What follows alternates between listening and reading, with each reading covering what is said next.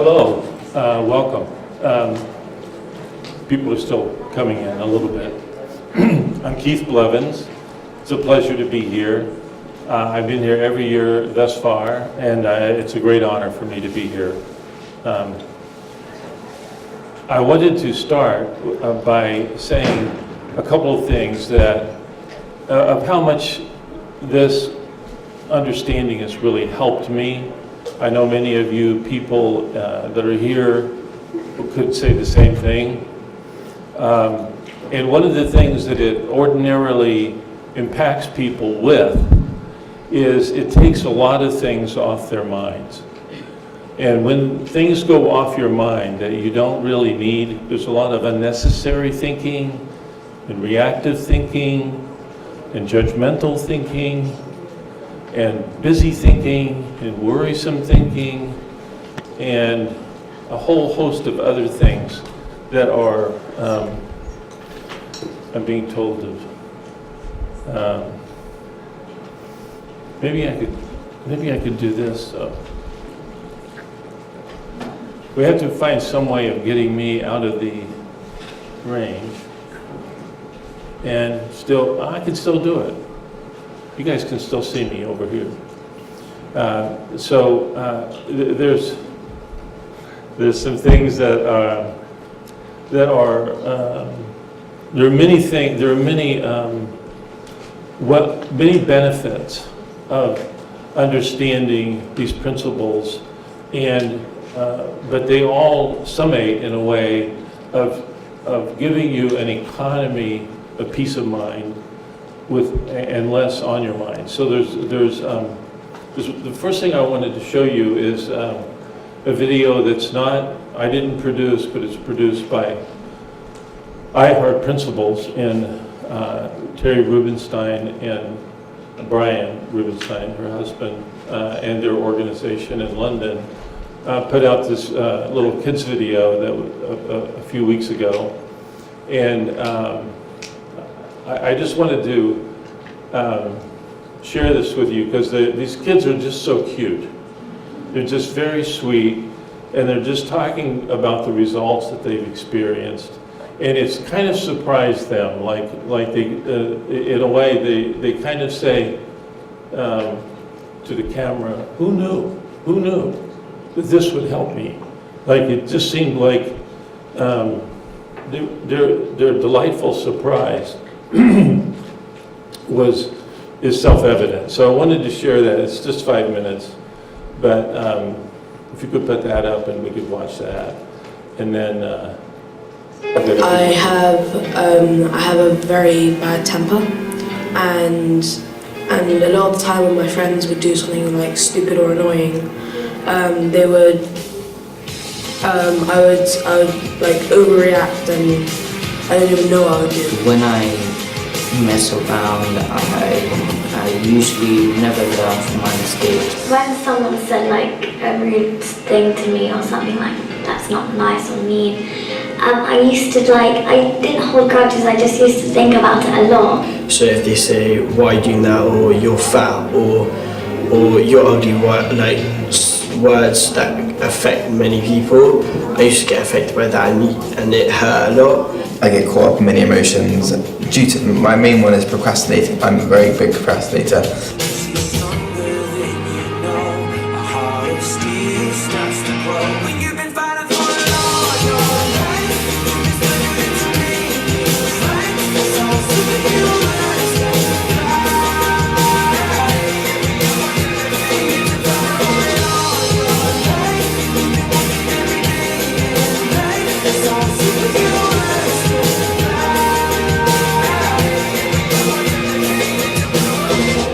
After I realised, it just clicked one lesson, and then I realised, oh, this was so obvious. How come I haven't realised this before?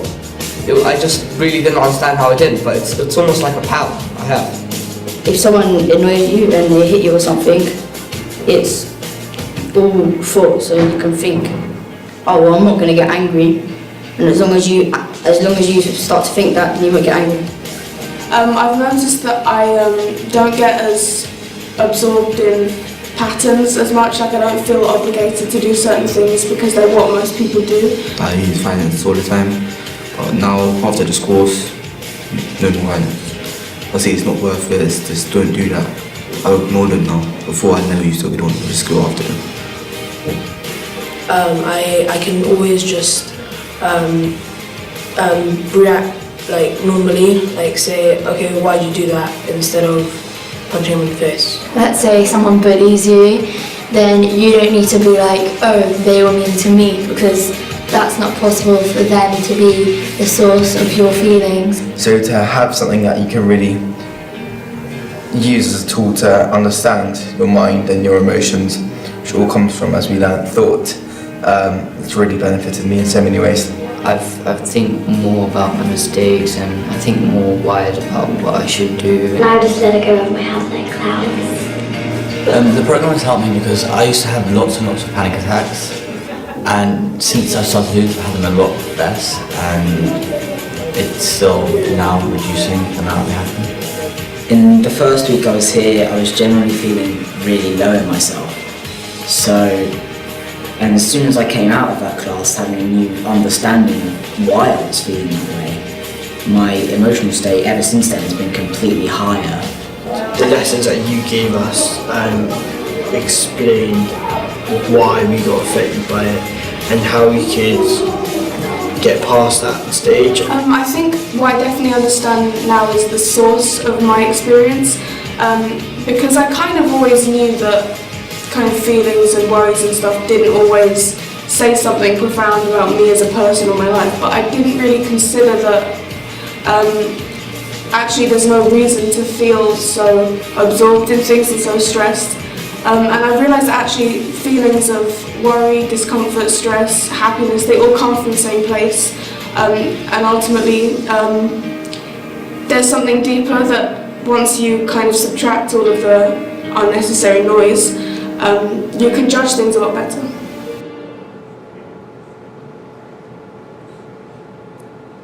Isn't that great? Thank you to Terry and Brian for that. But you can see the result. I think that, you know, if these kids can learn this and begin to learn it and see the implications of it, there's no one in this room that's any younger than these guys, right? So if it's that simple for them, what could adults do with it? They could really do a lot. And so I wanted to share that with you just to give you some perspective on the simplicity of understanding when things are taken off your mind. Things that you don't need, things that you don't, extra things that you really find you're not really, that aren't really relevant to you anymore. If you can see something that you see is not relevant for you to carry, you really see that, the insight of that, it'll fall off your mind. So I wanted to share that, and I want to talk furthermore now about, in a deeper way, about these principles and about their how they work to. I've got a little frog in my throat. That's not good. I've got spray.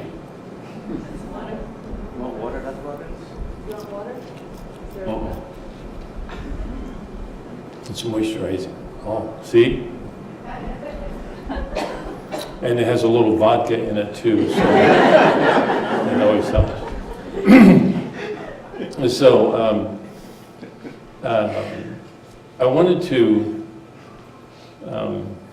underline this fact that, and Brett said it very nicely, and that there are principles at work as regards to the science of our mental life that we don't create. We don't really have any responsibility for. that are God-given. And as you learn to, as you understand them better, these principles, it kind of gives you a profound confidence and a profound peace about the nature of how they work, how your mind works, and that everyone has this built in. It's not something you have to acquire or grasp or achieve. It's something that's innate, given, already there, already in place, already at work. It's been at work your whole life. You've been being given this experience of your life via these principles. And whatever you think with these principles, however you use thought in the moment, will be the feeling and the experience and the reality that you get. And what a wonderful simplicity and truth that is for all of us. So I wanted to go through, and I'm not sure this will work for the group, but I'll give it a try. I wanted to go through some of the things. I've written these up, and I would like to just go through and read them, and we'll see how this works. So I'll read along with you, if you don't mind. The principle of mind is defined as the energy of all things, whether in form or formless. Mind is not brain. Brain is physical, local. When I say local, it means there's a specific place where your brain is. When something is universal, there's no one place that you can find it, right? So it's universal. Mind is universal. Non-local. It's psychological. It's spiritual. Mind is not a thing or a thought. It's a power. And that power acts as a catalyst. It turns your thought, whether you're aware of it or not, into the reality you now see. So can you scroll that now? Great. When we think of mind, we often try to split this principle erroneously into components like universal mind or personal mind. We make dualities. And those dualities are psychologically made, but they're irrelevant. And they lead to a divided mind. A divided mind is a very unhealthy place to live in. You have a divided mind, you're going to have a busy mind because you have oppositions. You have things that you're trying to figure out. And that leads to a lot of mental activity. In mind, these splits are not possible. That's why these kids are seeing that there's one thing, they're just tracking one thing. And if you're using those two things, when you're tracking two things, those are just two ways of using the same mind. So there really is behind the scene just one mind. Consciousness as principle is soul, but it's not about individual soul. It's consciousness as a principle is not yet about any particular level of consciousness that a person has been led to, such as a difficult marriage, a happy life, or a depressing life. Consciousness, like mind, is a neutral principled power before any form of functioning or experience. But these are the three principles of functioning and experience. In order to have any emotion or feeling, then we must have the principle of thought to create the feeling and the principle of consciousness to be aware of it. The principle of thought allows us to recognize something really, really important for human beings is an illusory separation. What do I mean by that? There's there's oftentimes it appears to us that the spiritual is not real or the physical.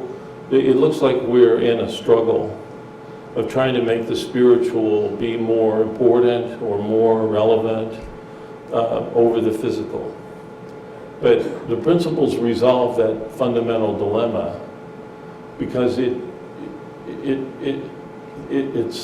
states unequivocally that you have the principle of thought, and that principle of thought allows us to recognize the illusory separation between the spiritual and the physical. There is no separation between the spiritual and the physical. And thought gives us the capacity, the capability to behold that. When you see that, something is taken off your mind about that fundamental dilemma and that fundamental duality.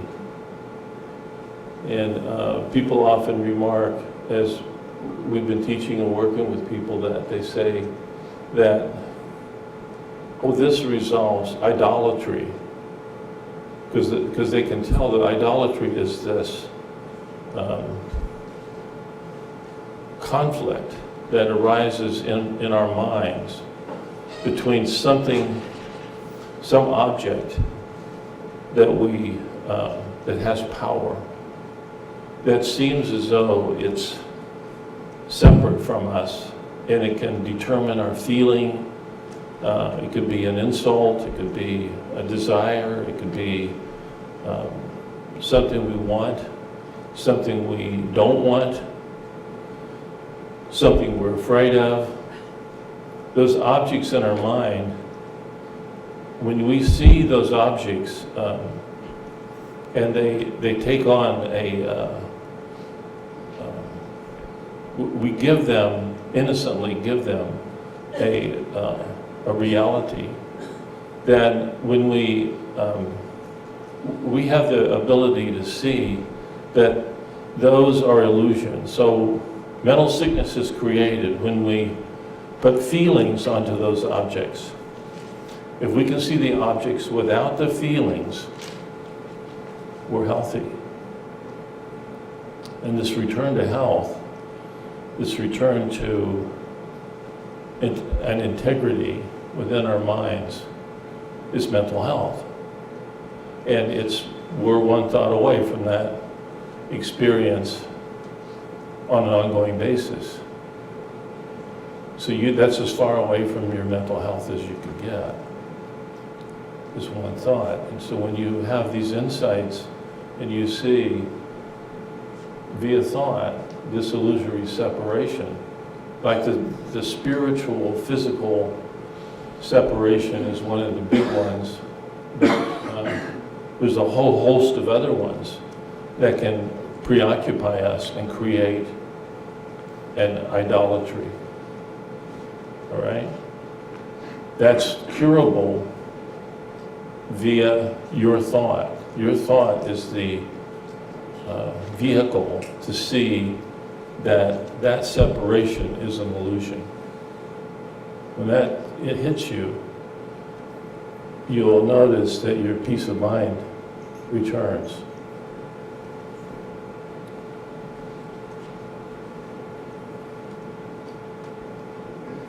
So these three principles, as Brett outlined and many people will discuss here, are constants, and they can never change, and they can never be separate from us. So if we're making those into objects, then there's a separation again.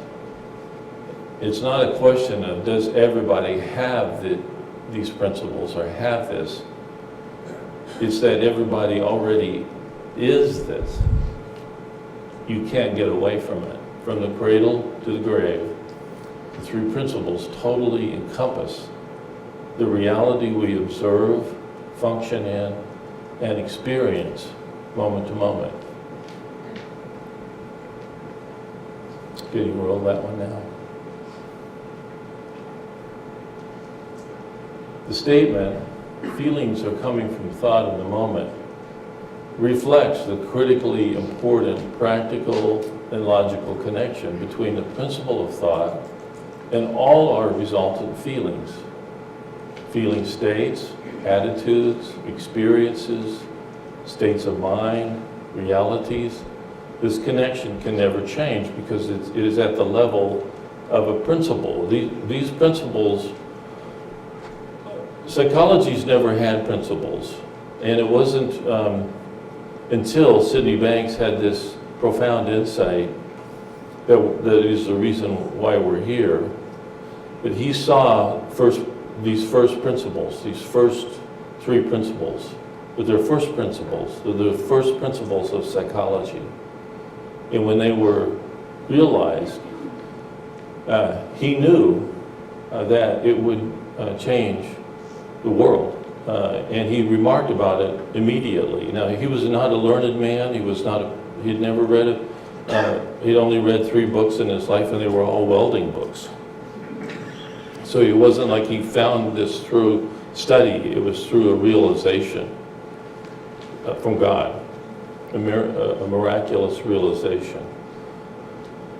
Because of this, then too, any separation between thought and feeling must be false. Sydney Banks, who, and he always used the word, he's passed away now, but he always used the word uncovered. He never talked about it as discovered, because he said they were already there, these principles were already there, which Brett remarked about too.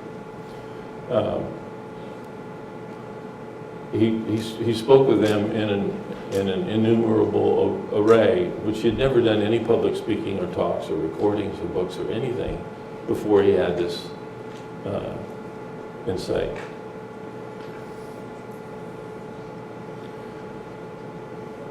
That day was in 1973.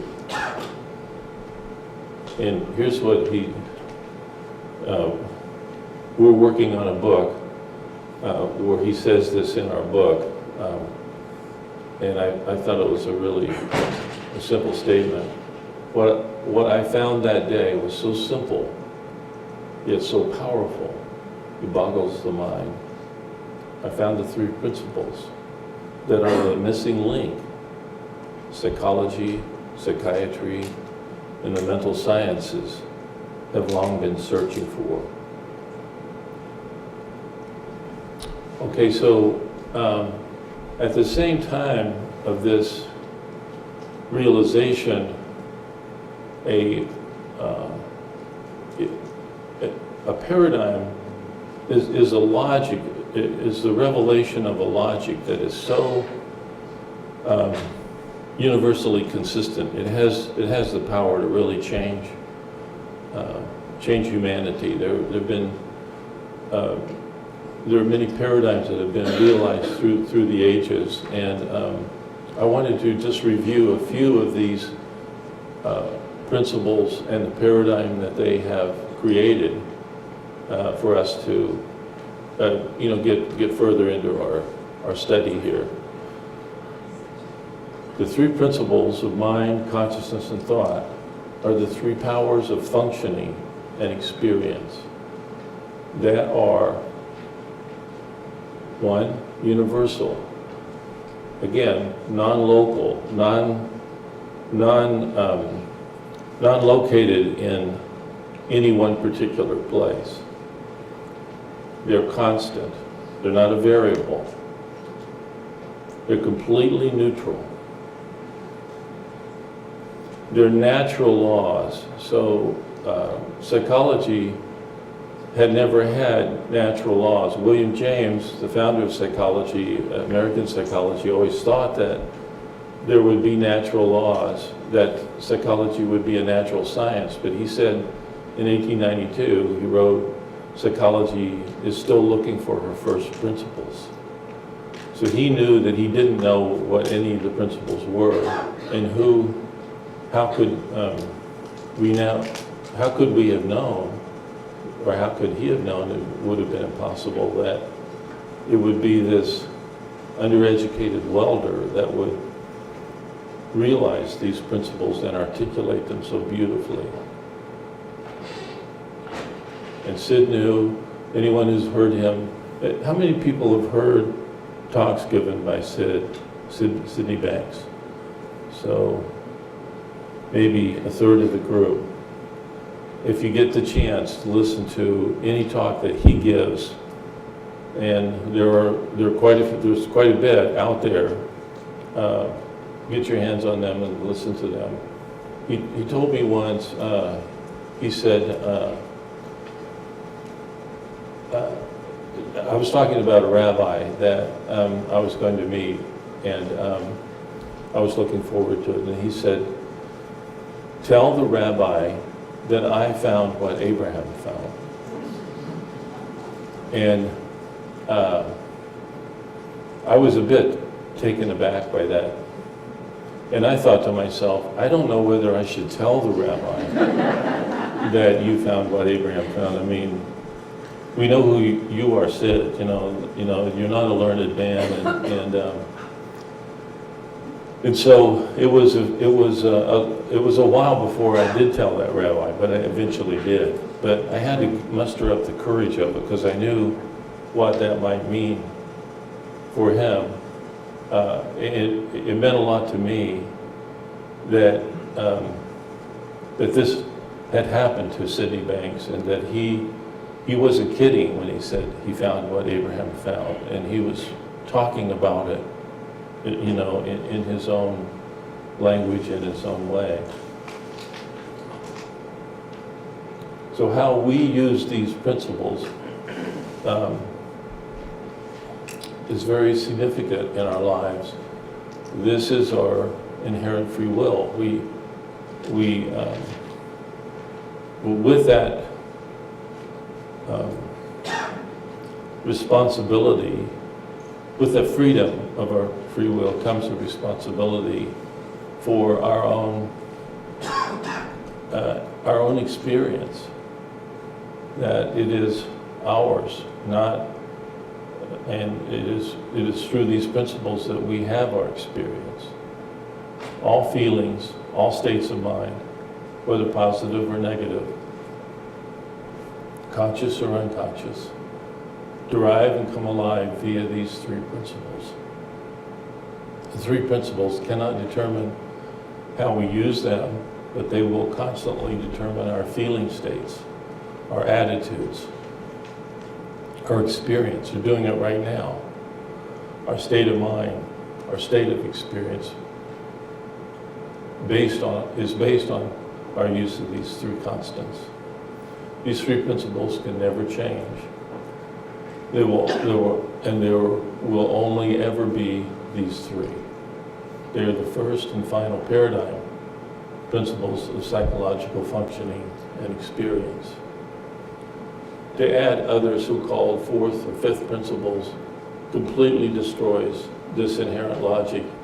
As Banks often warned and stated, the three principles, like Brett said earlier, when the fourth principle was written in one of the books, that Sid was really incredulous about that. The three principles paradigm logic is not an intellectualized body of doctrine. It's a mirror image of the world and how our world works. These three principles can never be separated from us. They're never contained. They're also never contained by the physical skin or body. This is really one of the most interesting things about this. We will often label this paradigm as inside, but we never mean inside the body. We mean, when we say inside, we mean inside and not outside the logic and wisdom of the three principles paradigm. So the illusion of the physical body, Sid Banks also spoke about this. He said, the illusion of a separate physical body forms the biggest barrier to realizing the nature of these principles. Because it looks like there's a separation. The skin forms some separation, and it doesn't. And that illusion, he said, take away the body, and you'll be able to see the true nature of these principles. These three principles are before the senses. Without them, we could have no sensory experience, no feeling, no states of mind, no consciousness, no thought. These principles are, again, inseparable from all feelings. They envelop all creatures, great and small, and gift them with an intelligent, experienced mental life. These three principles are whole, fundamental. They're elements, not compounds. They're the basic building blocks of reality. They can never be separated from each other or split into particles or pieces themselves. They are unsplittable. And last, the three principles paradigm is not a choice. A paradigm of one is not a choice. Before this first principle paradigm, there were no known psychological principles, and thus no paradigm either. Until this became known, beginning with Sydney Banks, the mental sciences were in a pre-principled, pre-paradigm era of development of conflicting theories and ideas. It was impossible to fully comprehend the existence of the actual parameters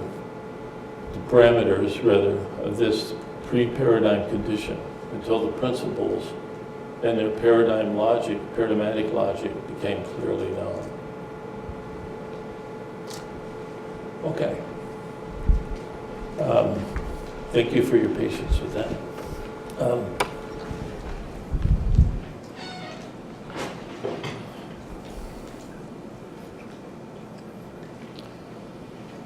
I hope that was helpful.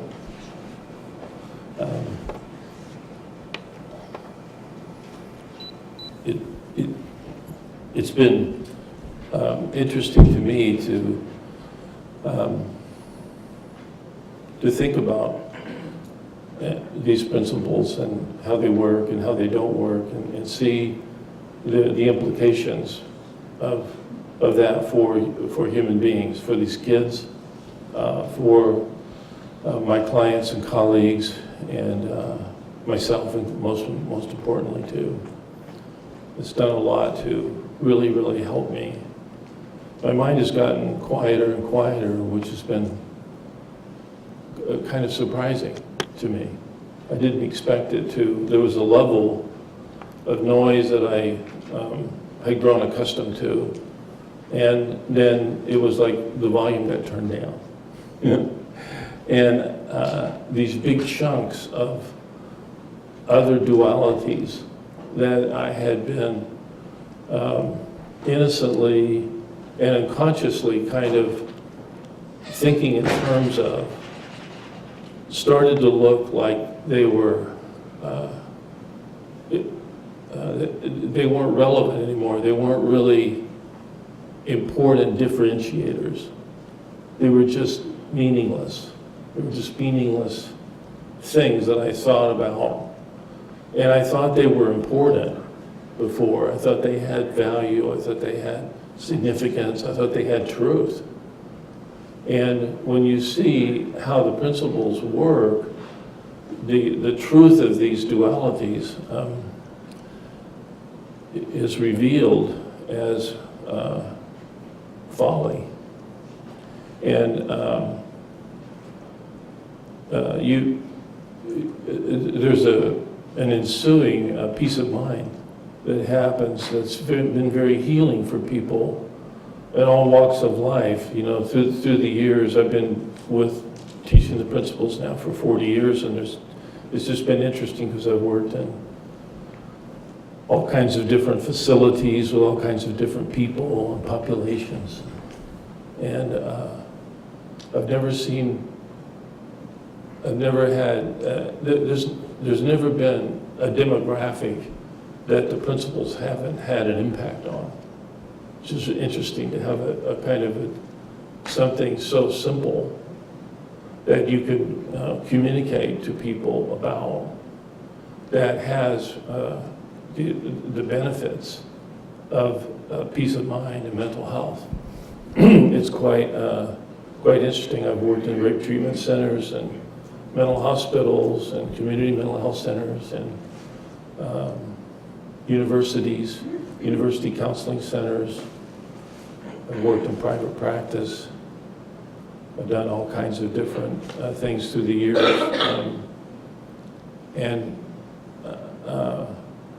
Now it doesn't work, I can't say that it has worked for everybody that I've ever talked to, because I'm not that really, I think I'm not that good a teacher sometimes, you know? And maybe sometimes they're not that good at listeners. But nevertheless, it's worth communicating and worth comprehending and understanding.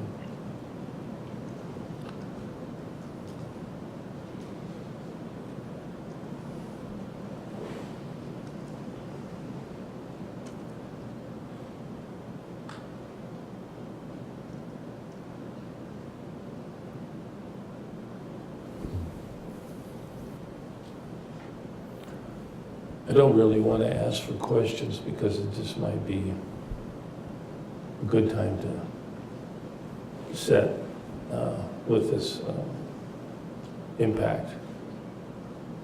Sometimes the quietude and again, having things kind of impossibly calmed or settled that you might have had on your mind is a great welfare and benefit for you. And I'm being signaled too that time is nearly up. So with that in mind, I think I'll just adjourn, and we can have a nice lunch and talk. And thank you very much.